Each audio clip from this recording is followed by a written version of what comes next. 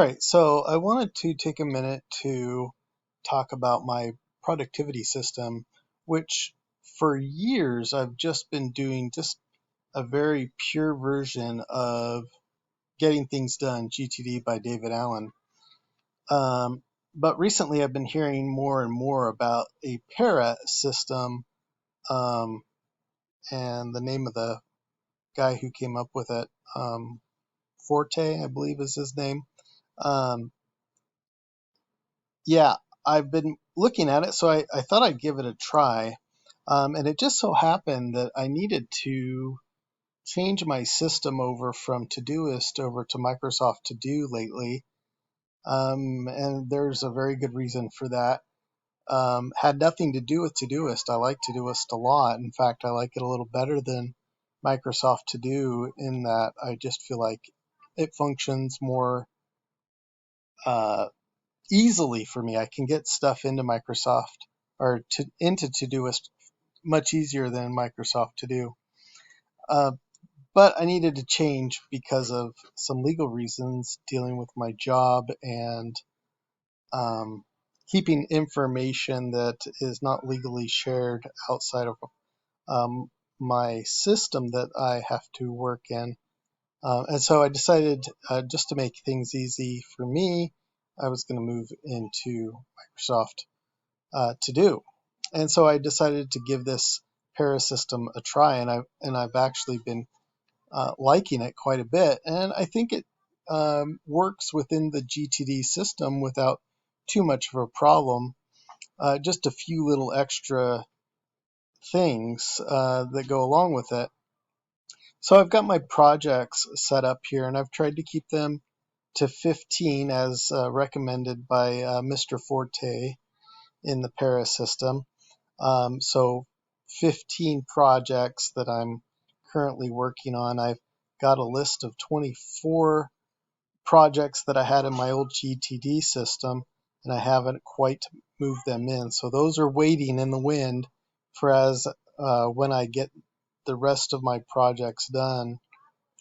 And then I've got a list here of areas that are um, places in my life that I have things that I are permanent. Okay, so things that I need to do. So it's a little bit different than I thought of areas as part of getting things done. Projects would have fallen under an area in my getting things done, whereas in this situation, areas are just permanent areas of my life that I need to do things. And so you can see I have some classes that I teach that I constantly have. They're long-term, I wouldn't necessarily call them projects, but responsibilities that I'm going to have long-term, and I've got things that I need to do for those regularly. I've got some other responsibilities, got my kids, my wife, um, my mom and mother-in-law, and